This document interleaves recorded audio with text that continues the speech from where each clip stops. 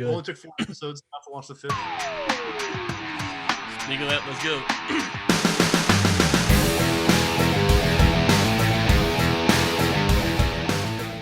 Welcome to episode 5 of Bring In the Closers. Ryan Ray, alongside the one, the only Ben Samuels. Ben, how's it going today, sir? It's going fantastic. I'm just stoked to be on the podcast with somebody that's got a top 20 all-time podcast. Pretty amazing. I'll tell you. I'm just lucky to be in the room. So I'm feeling grateful today, Brian. I'm feeling grateful. That's all I gotta say. Oh boy, shots are being fired. What was transpiring off air has gone to on air, which leads me to a little behind the scenes, Ben. I want to do a little behind the scenes today before we have our guest Robert Martinez. And for the listeners out there, you might be looking at the artwork, and the artwork we haven't really explained that. Let's kind of explain it. Bringing the Closers is a baseball reference, and the artwork has two people, one Samuels, one's Ray, and they have numbers 52 and 9. And I thought we should tell the people where we get the numbers from. And the reality is that we put our close rates on there. So 52% to 9%. And so it was, it's in case folks were wondering where that came up with, that's where it was. And 9 also, I think, represents the amount of deals you've closed all time. It just happens to be your percentage as well. Works out well for you. Anyways, so we had we talked about this like before making the numbers, and I thought that we had come out of 100. Instead of doing 90, I just cut the 0 and put 9, and you put 52 for a 52%. Sorry, I guess we got our wires crossed. That's on me. I thought we did too, because I thought yours was 0.09% close rate, but whatever. We'll call it 9.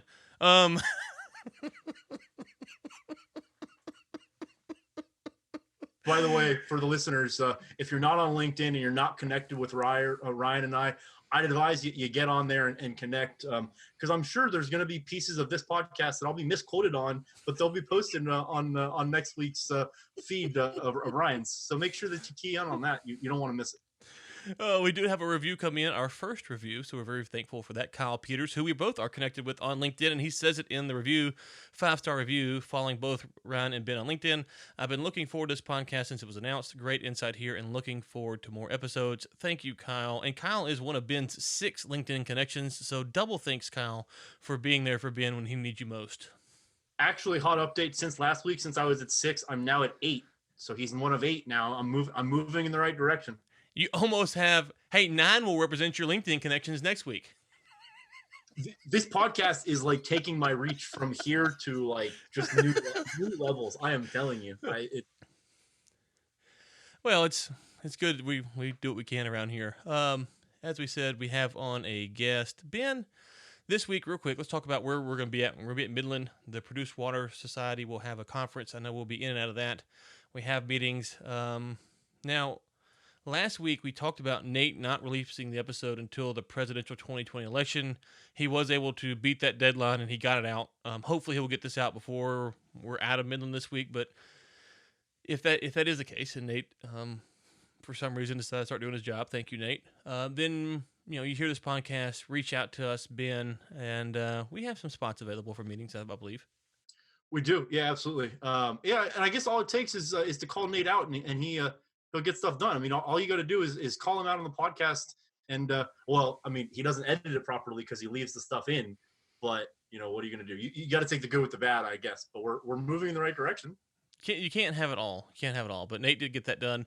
Also, we do have a bat line, if you will. If you want to leave a voicemail, a text for a question for Ben or myself, 682-422-4105. That's a lot to remember.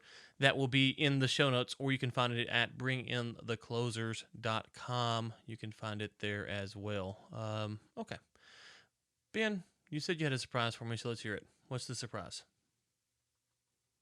It's actually kind of a letdown since we talked on air for a few minutes and you didn't say anything about it. But if you notice, it's like Samson with his hair. The Bible story, like the Samson with the long hair, and he gets the hair cut and he loses his powers. I feel like so on days when I shave my beard, because I don't know if you can tell on air, but I shaved it down pretty good. On days that I do that, I do feel weaker, so I don't feel like I'm on my A game today. But the good news is that this thing grows back pretty quick, and so by the time you see me tomorrow, it might be back. It might take a few more days, but that was it. It was kind of a just a little something. Unfortunately, the people that are listening can't see it, but I can't tell you how many times. I'll just say, can't tell you how many times, how frequently at conferences or around Midland or around Denver or what have you, somebody will just randomly stop me that haven't met before, and they notice me and recognize the beard. And so now that I don't have it, I'm hoping that people know who I am and want to still talk to me. But we'll see. I'm just hoping people see you on your A game. That would be nice for once to see that. So that's good to know. Wow. That's good to Wow. know. Shots fired. Okay. Hey, I just do the best I can, Ryan. We can't all be on the Ryan Ray level, okay? I'm just trying to do the best I can.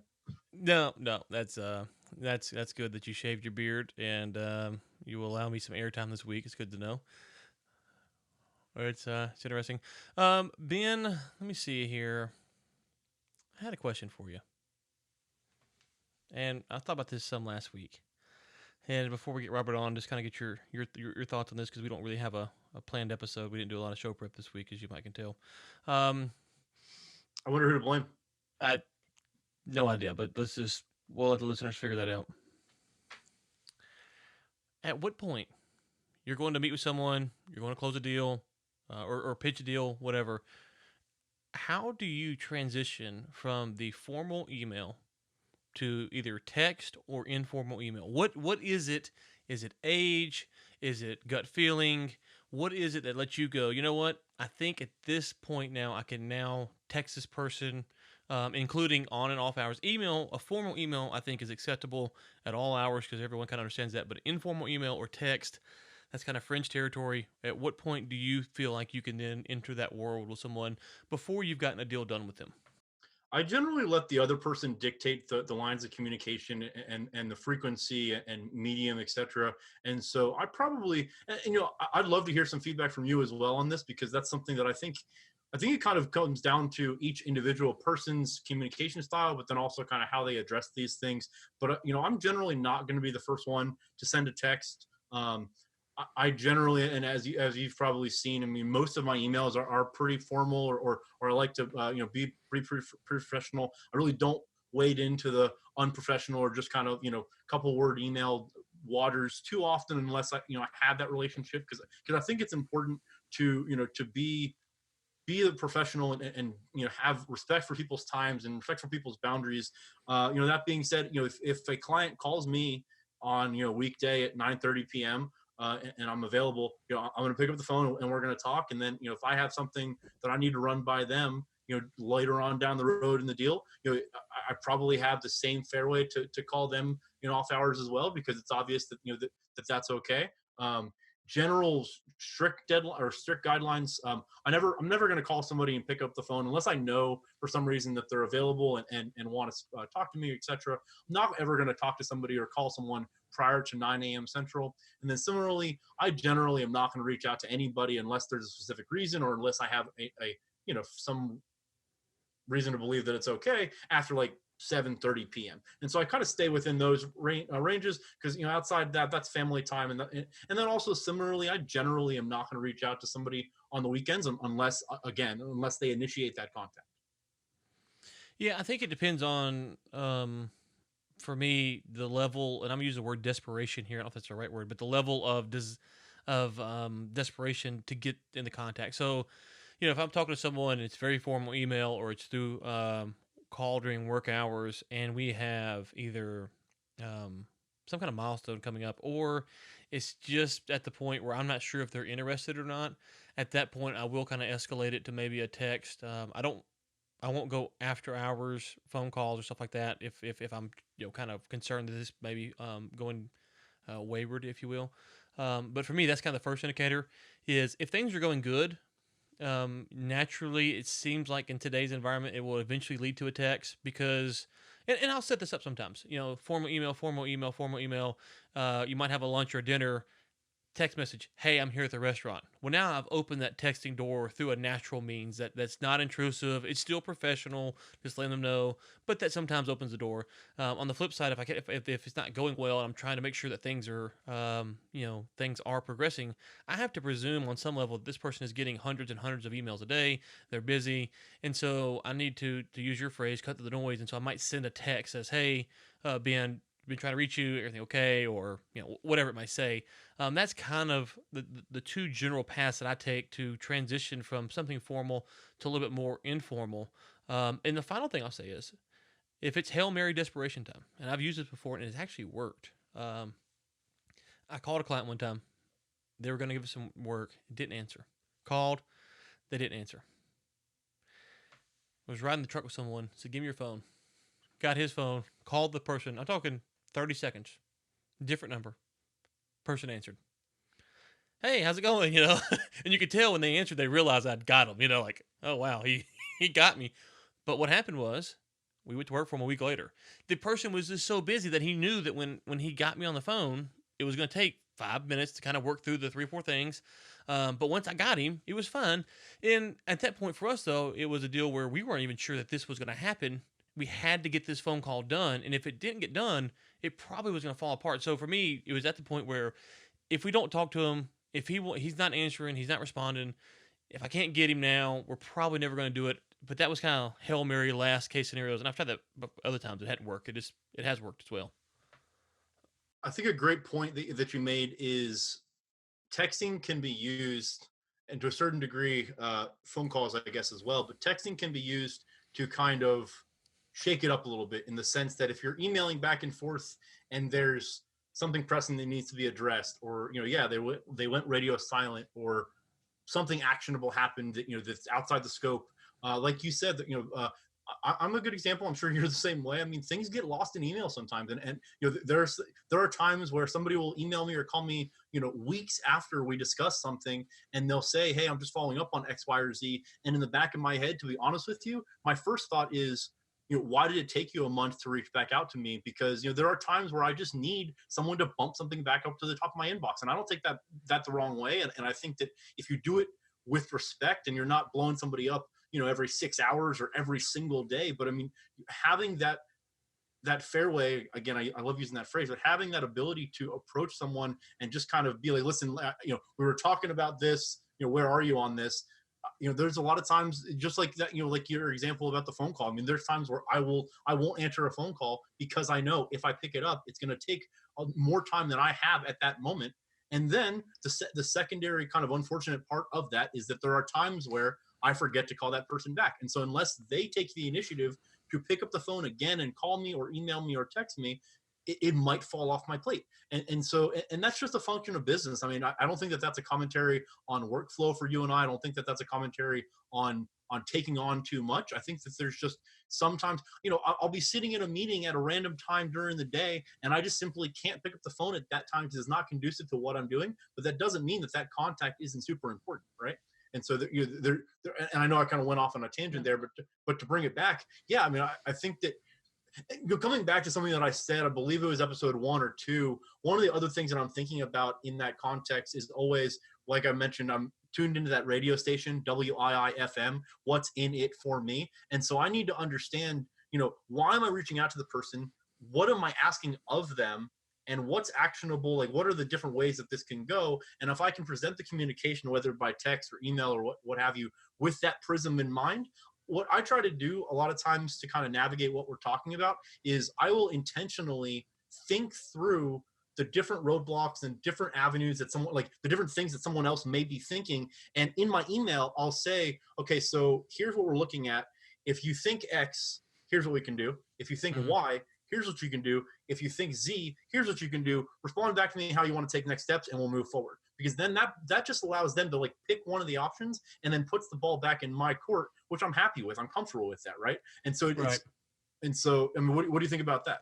No, I think that's great. And the final thing I'll say is one of the things I've learned: email is really hard to track because you get, all these subscriptions you're subscribed to. It's hard to do it with email, but with text, one of the things I do regularly is if I'm looking for a guest or if I'm looking for someone to connect with on various things, I'll say, hey, I'll scroll through my text messages to look back. Who have I not called? Who have I not contacted? Who have I not done? Who have I not reached out to?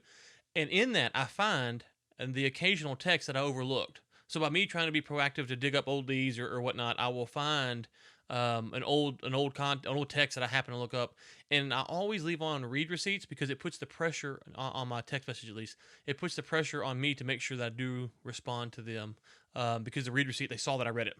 So I know that we're pressing up against the time that we're going to have Robert coming on, but no, I think that's actually something that I want to kind of put an earmark in, and let's come back to the reader seats thing, because I you posted something a couple weeks back on LinkedIn, and I think I ended up commenting on it, but I want to talk to that to you a little bit more about that, because I think that's an interesting take as well. So up next, we have on a gentleman that I've known for maybe about a year now, and I consider him a friend. I hope you consider me a friend. Robert Martinez, who's the president and CEO at Titan Rock Exploration and Production. Robert, how's it going today, sir?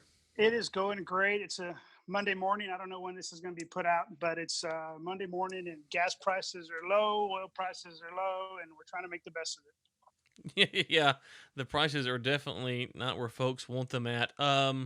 Let's just kind of take it here, 30,000 foot view before we kind of get into some A&D discussion.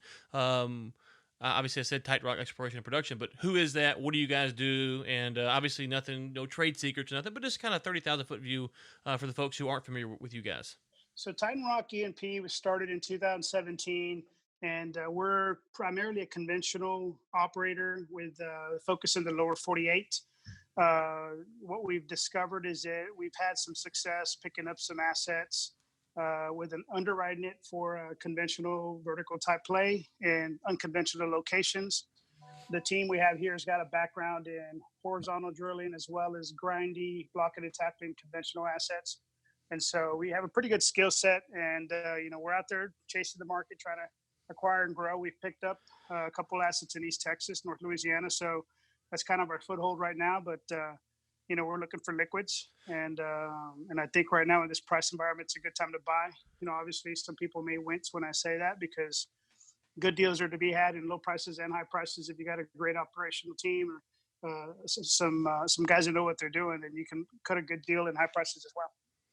Yeah, and that's we were talking about that some last week when I was in your office. Is that the market right now? I think you said that I can't remember who it was. You had just met with someone. They said the market, the A&D market right now, the minerals market is you had been like this maybe 1980. I can't remember how you describe it.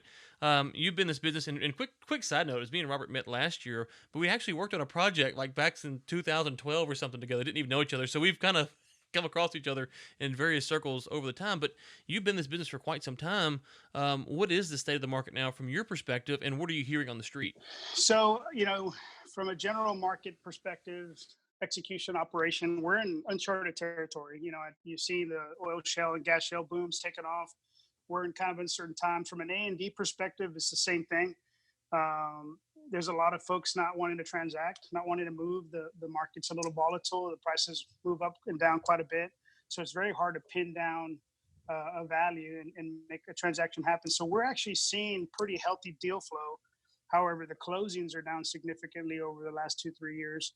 It's getting harder to do. You're seeing some of these major companies get these deals done, like Covey Park, Comstock, Osaka, Sabine, some of the big guys, because it's accretive to where they're at. It's scale. They're in it for the long haul. So what we're seeing is a lot of quality of the assets on the market that are pretty poor. Some of them that are laden with inactive wells or grim marketing or midstream contracts. So it's a very interesting time.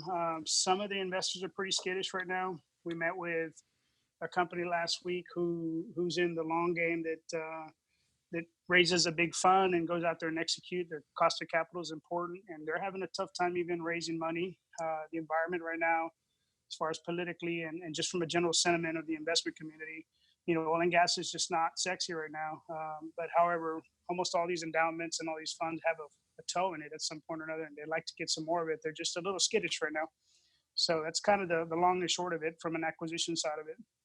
I always find it really interesting, Robert, when looking at these different mineral buying and E&P firms. And you just alluded to it a little bit. A lot of these firms, they have, their model is 2 to 3 years, and then exit. Some are 5 years and exit. Some of these are 8 to 10 years and exit. And then, when you couple that private equity money and those, that model with returns on the street, and you're talking about like Wall Street return on investment and those kind of terms, there seems to be, to me, a major divide in the economics of how these things are looked at and how these things are valued, whether you are an in-house and an investor, or like like you mentioned, like a Covey Park, and you're a shareholder at one of these majors, or you're an equity partner in that side. Do you kind of see that same divide because I'm seeing a lot of times, or right now I'm seeing on the street, there's you mentioned there's significantly less deal flow, and I would definitely agree. And I think that a lot of that has to do with hesitation with firms that are trying to get into the market, but the price just isn't right, and the market isn't conducive to making an entry unless, like you mentioned, you're a major.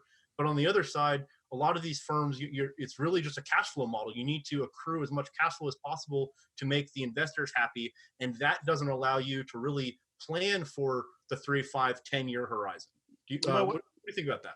Well, what's happened essentially is that with the resurgence of the private equity-backed teams, most everyone's looking for a 3 and out, 3-year and flip. And what they like to do is get scooch up above or right next to a major company like Chevron or Exxon, and lease around it, build a position, start with postage stamps, and start scaling from there. And then they look for a 3-year flip.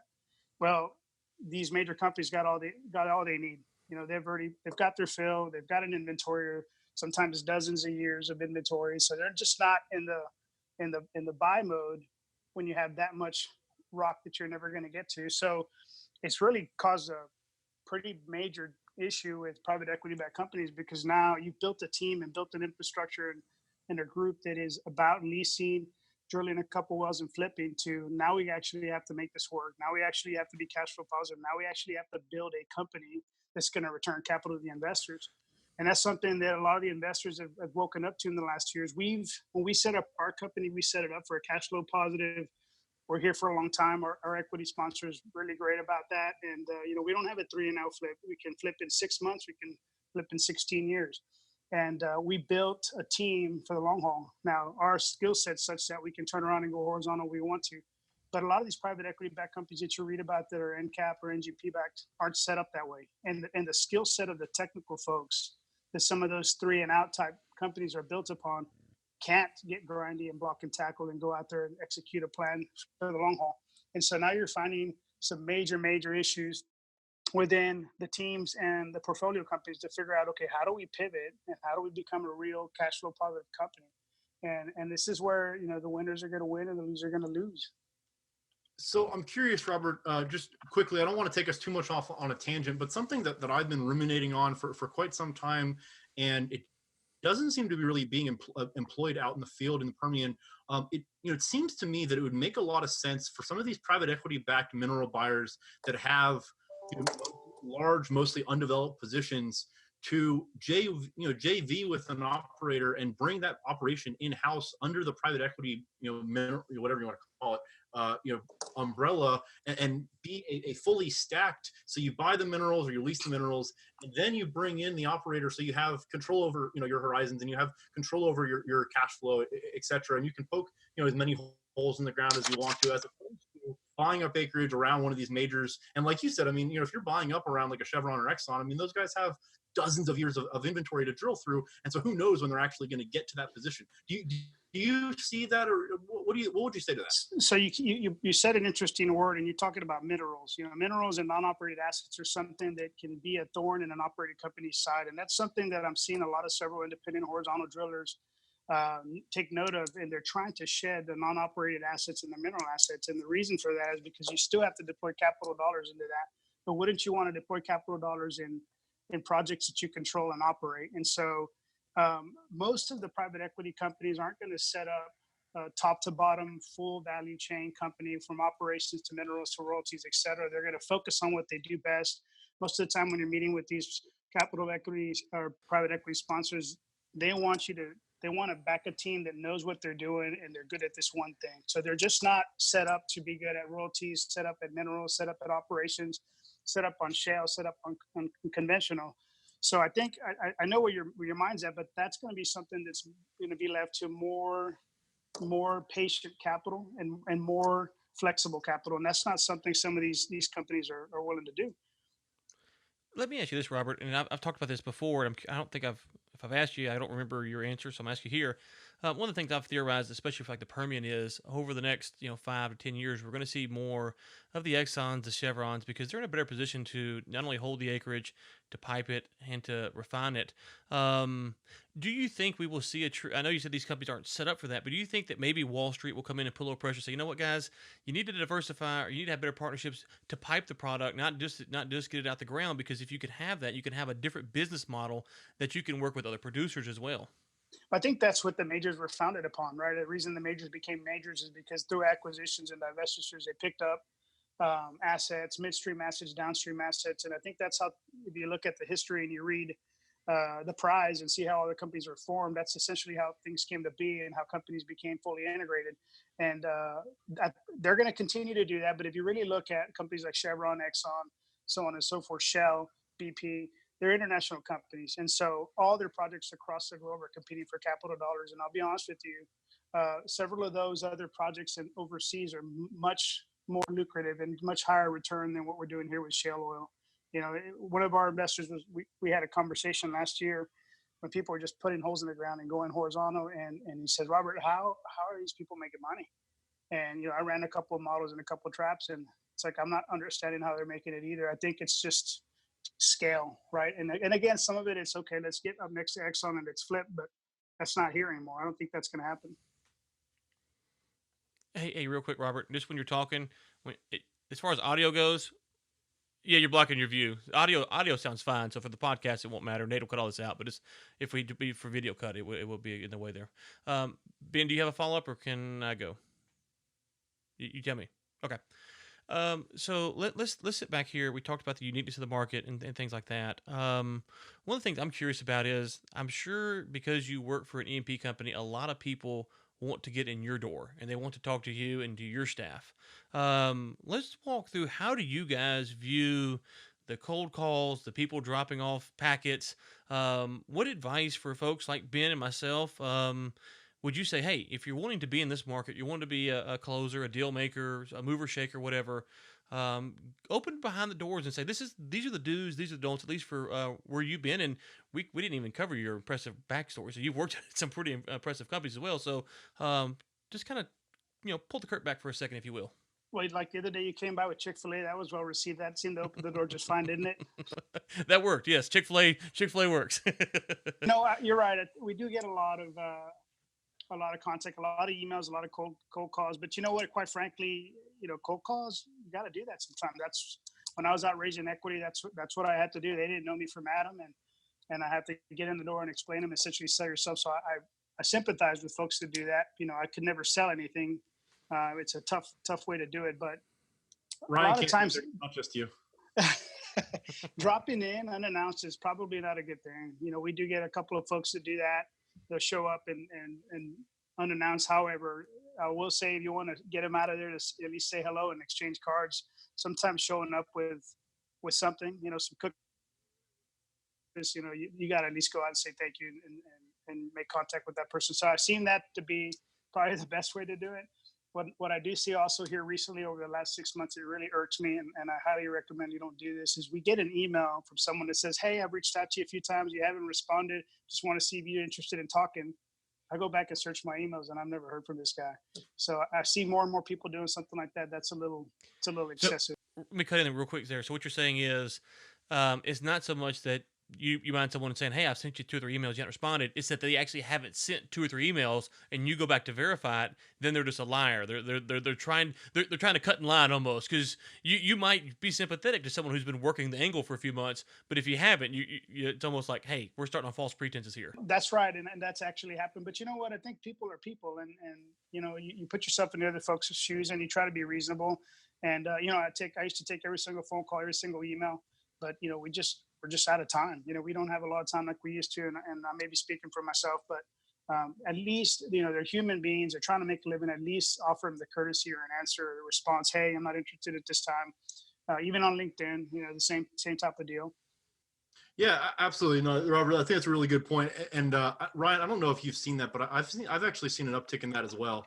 And of kind of cutting the line to the hey, we haven't gotten to you, so we're just going to start, but not actually doing explicitly what Robert said about getting an email and saying, "Hey, I've reached out to you 2 or 3 times. I wanted to talk about X.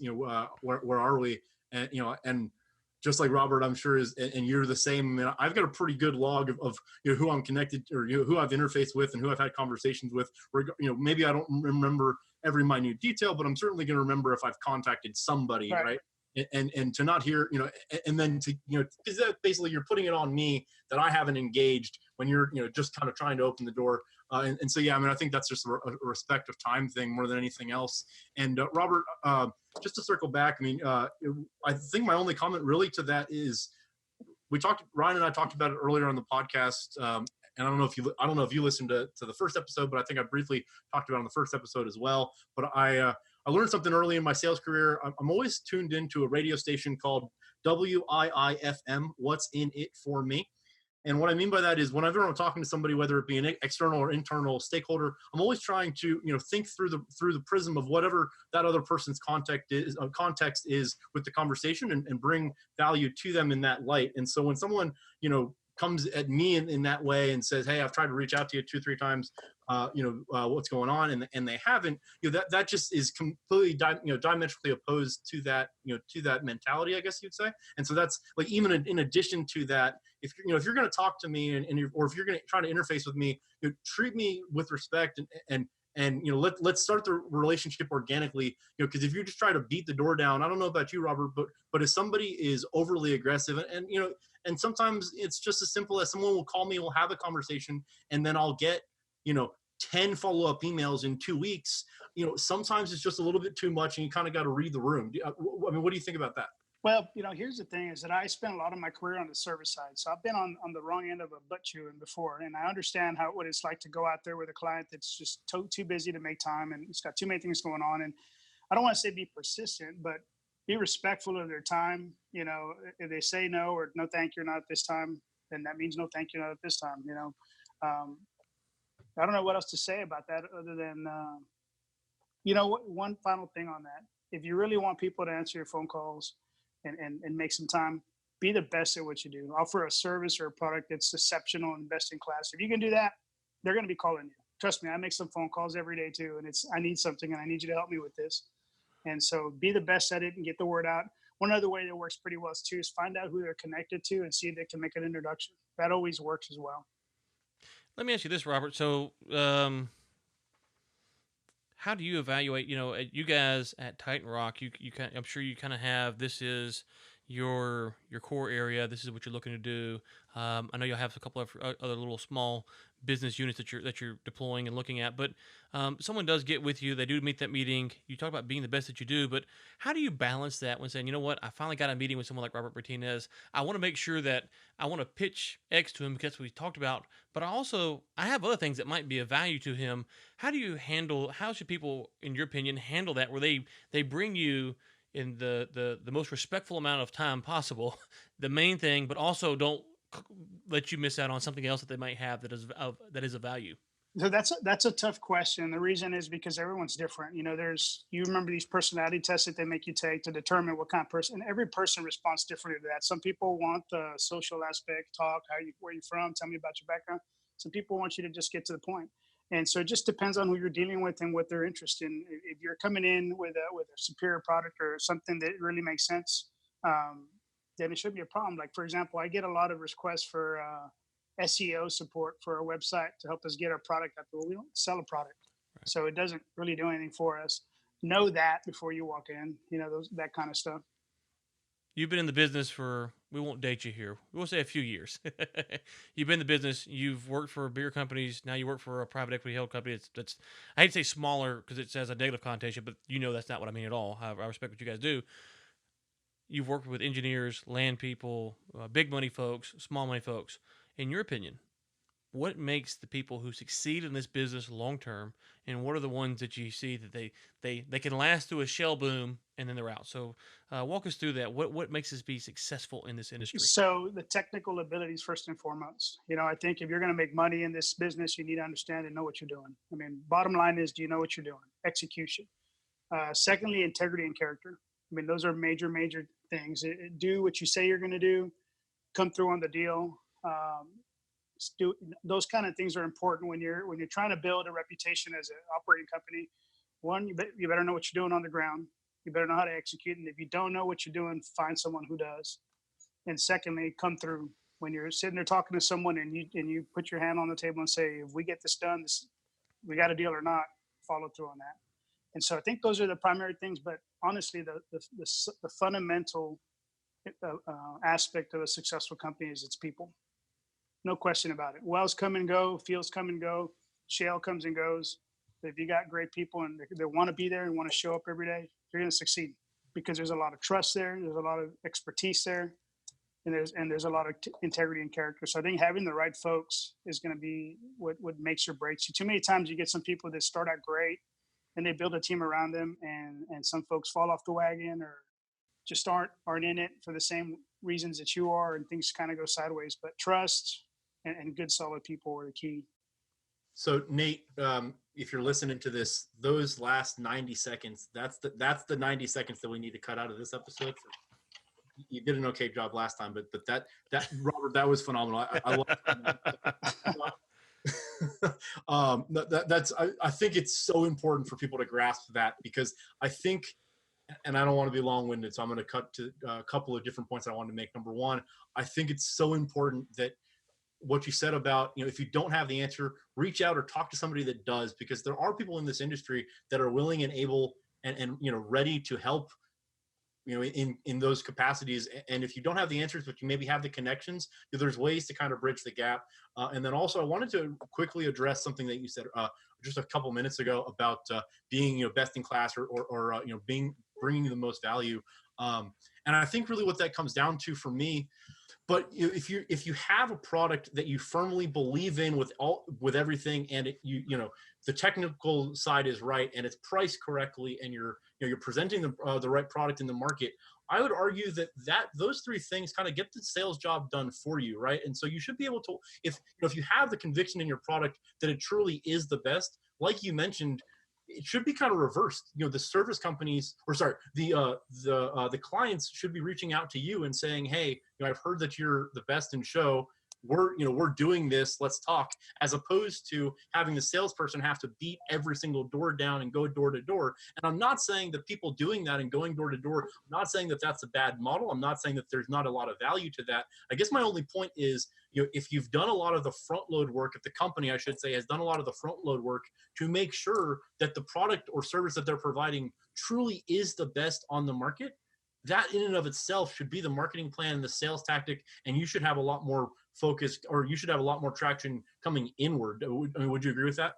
Yeah, absolutely. One of the things that I get over the years is a lot of vendors coming in selling us a bundle package, much like you get from your telecom companies for your internet, televisions, phone, and all of that. And so we get frac, wireline, coil tubing, all try to bundle it. And my comment to them was this: I said, look, if your product, let's just say, for example, wireline, was the best in class, we would already been using it. If your frac product was the best in class, we'd already been using it. So you're selling me what I want, which, let's just say, a frac, that you're throwing in wireline and coil tubing. Maybe I don't want that wireline coil tubing. If they were best in class, I would have been using it. So I think that's one of the things that they try to do. But one of the things that I'd like to note on what you just talked about was one way to keep the business going with the company you're working for is to be an extension of your client. Some of my best service companies are companies that I have trust with, and that I know that they're going to basically be looking out for our best interest, and they're going to be an extension of me looking over that area as if I was doing it. And sometimes that goes opposite of what their directives from their management team are. I mean, they're in the business of selling more chemicals. And so when they cut back the chemicals because it's the right thing to do, we notice that. And so be an extension of your client, and almost like if you're an employee of that client, and you're going to find that things are going to get much, much easier, and doors are going to open much easier. Well, and Robert, I think part of the reason you're seeing that with some of your vendors is that you are someone who does have integrity and you can be trusted.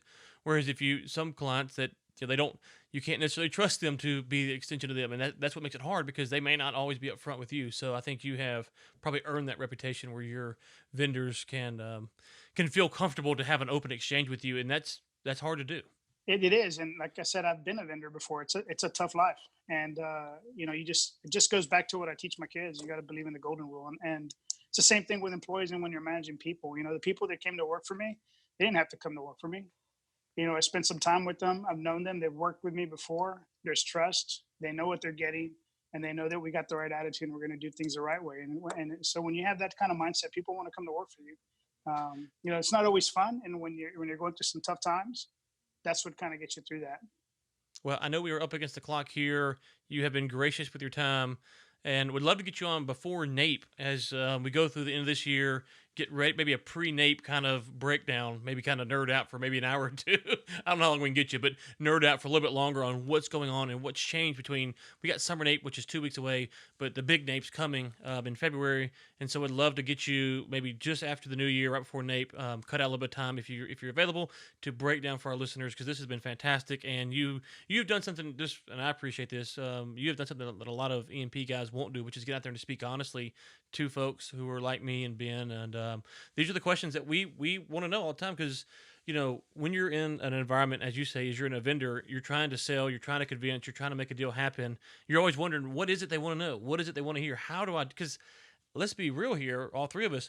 What we don't want to do is spend a bunch of time on things that are useless. So we don't want to spend a bunch of time talking about things that get us nowhere, or going, if someone doesn't like going to lunch, we don't want to go to lunch with them. If you just want to do coffee, let's do coffee. Whatever it is, however that works, we always want to tune into that, and that helps out us and it helps out you as well. So I really do appreciate it, because a lot of folks aren't always willing to talk. No, appreciate that. I'll tell you one thing that would be nice if we get a chance to talk before the next NAPE here in February. There's going to be a lot of changes this fall with the market. The bank determinations are going to change. There's a lot of noise that I'm hearing right now from bank engineers, and you're going to see that it's going to be a different environment more than likely this fall than going into NAPE. So I'm curious to see how things shake out. I said NAPE because I didn't want to impose on your schedule. You were welcome to come on before NAPE if you want to come on in a few months.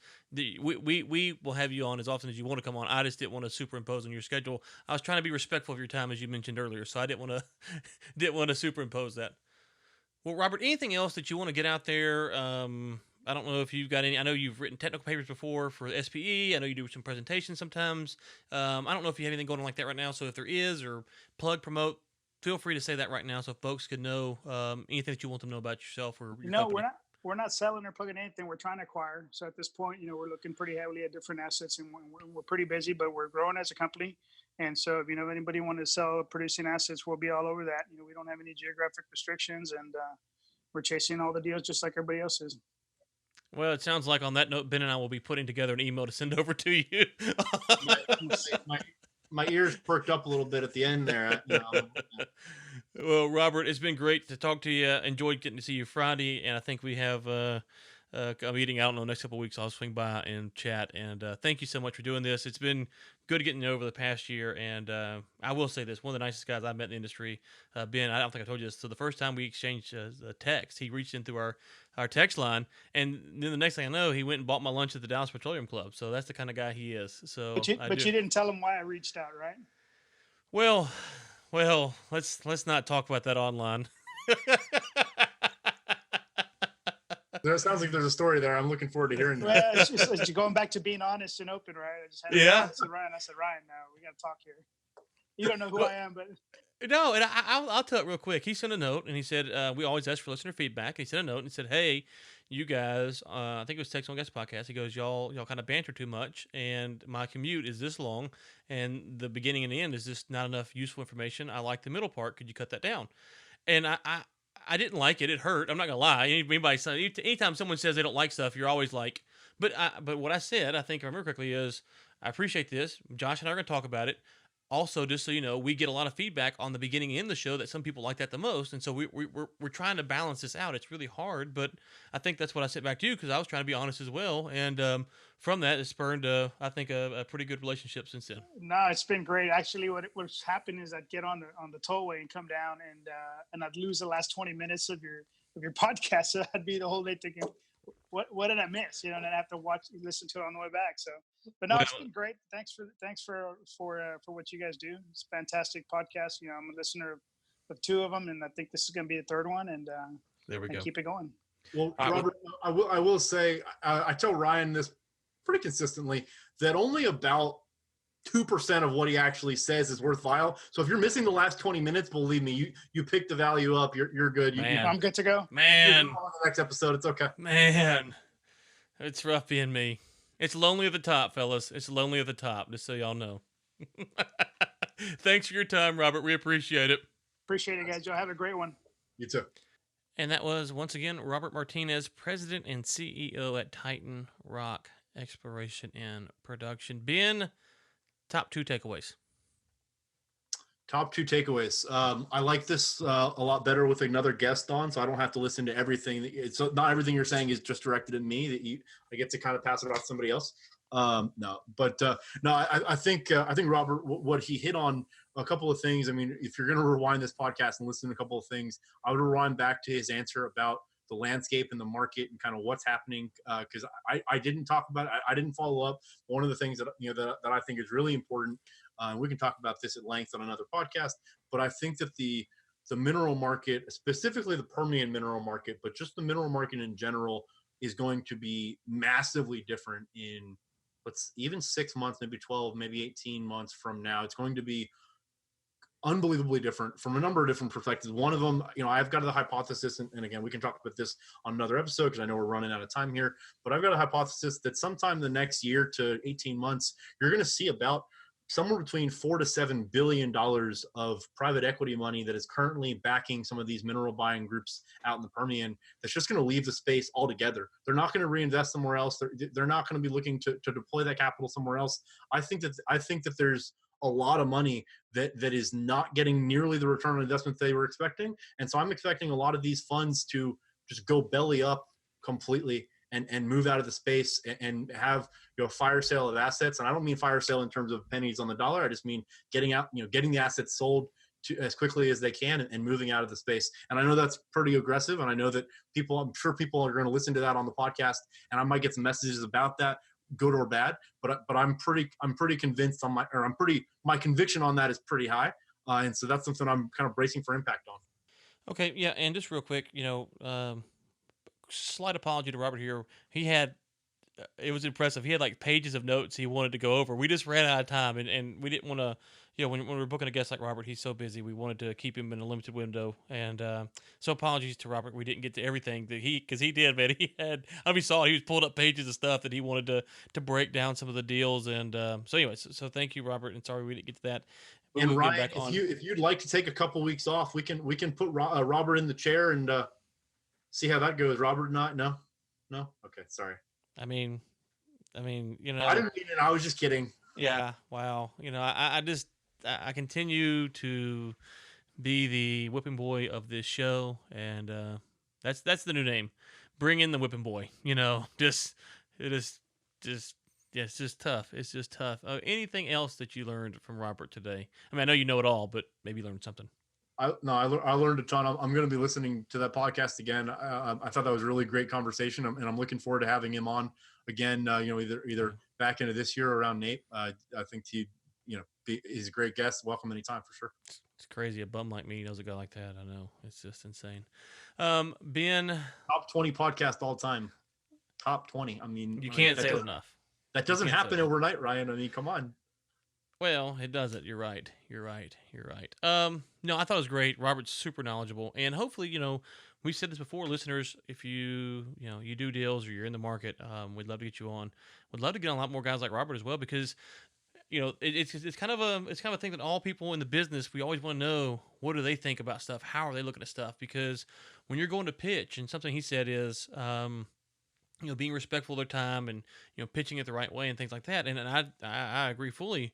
But the other thing is you want to know, how do they want to be pitched? Do they want you to come in and sit around and bring in breakfast? Do they want you to call them? We were talking earlier about how to get people who you can't get on the phone. Do you text them? And so now what Robert says doesn't apply to everyone, and he even said it himself, but it is good just to make sure that your tool belt is full of the right tools so you can deploy them for the right person. So to bring this home a little bit for the people listening, and I don't want to over promote the value that Ryan and I have necessarily, but this is a good example. Can you do that? Can you actually overpromote it? I don't think you can.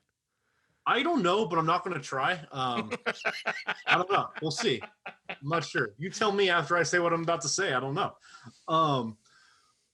if you're listening to the podcast today and you are familiar with Titan Rock, or maybe you look on their website and you see what areas they're interested in, and you think you have a deal or you have access to a deal that you think Titan Rock would be interested in reviewing, my suggestion to you is, yes, given what Robert just said, you could pick up the phone or you could email him directly, and you may get a response. Given what he said today, you'll likely get a response. What I would tell you, though, is if you bring that deal or that prospect to Ryan and I and let us do our due diligence on it first, as an example, it doesn't need to be Ryan and I, but this is just kind of painting a picture.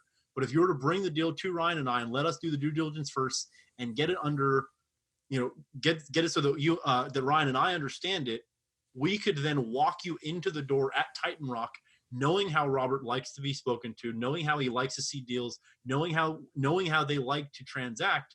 And that in and of itself, it is the value that I think Ryan and I have been talking about time and time again on these podcasts. Because yes, you could walk into that door, you could find their address on Google and go knock on the door, and you may or may not get a good response. But I would argue that the value of having somebody that's in the door already, that knows how those deals go down, is massively valuable. And so if you do have something that you think that Titan Rock may want to take a look at, please reach out to Ryan and I. Obviously, you can reach out to Robert directly as well. But if there's a way that we can help, we'd love to do it.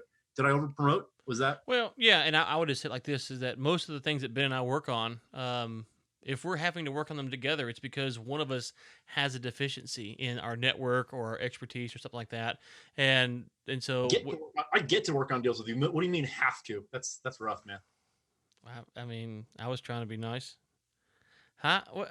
I said you came out firing today. Whew. I thought I was trying to be as nice as I could there. I didn't know. But anyways, wow.